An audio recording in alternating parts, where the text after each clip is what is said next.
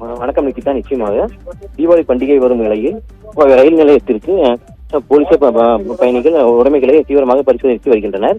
தீபாவளி பண்டிகை வரும் 20ஆம் தேதி கொண்டாடப்பட உள்ள நிலையில் பட்டாசு உட்பட எளிதில் தீப்பிடிக்கும் பொருட்களை பொது போக்குவரத்து சாதனங்களை கொண்டு செல்ல தடை விதிக்கப்பட்டுள்ளது.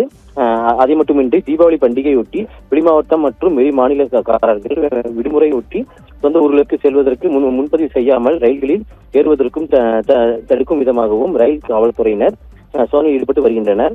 தொழில் நகரான கோவையில் பல்வேறு மாவட்டங்களில் சேர்ந்த மக்கள் வசித்து வரும் நிலையில் இங்கிருந்து வெளியூர்களுக்கும் வெளி மாவட்டங்களுக்கும் இருந்து கோவை பட்டாசுகள் கொண்டு செல்வதை தடுக்க மக்களிடையே விழிப்புணர்வு ஏற்படுத்தி வருகிறது. இதனிடையே கோவை ரயில் நிலையத்தில் போலீசார் தீவிர கண்காணிப்பில் ஈடுபட்டு வருகின்றனர். ரயில் நிலையத்திற்கு வரும் பயணிகள் பட்டாசு உட்பட பொருட்களை கொண்டு செல்கிறார்களா என்பதை அறிய பயணிகளின் உடைமைகளை போலீசார் பரிசோதித்து வருகின்றனர். தடையை மீறி ரயில் மூலம் பட்டாசுகள் கொண்டு சென்றால் அவை பறிமுதல் செய்யப்பட்டு நடவடிக்கை எடுக்கப்படும் என்றும் அதிகாரிகள் எச்சரித்துள்ளனர்.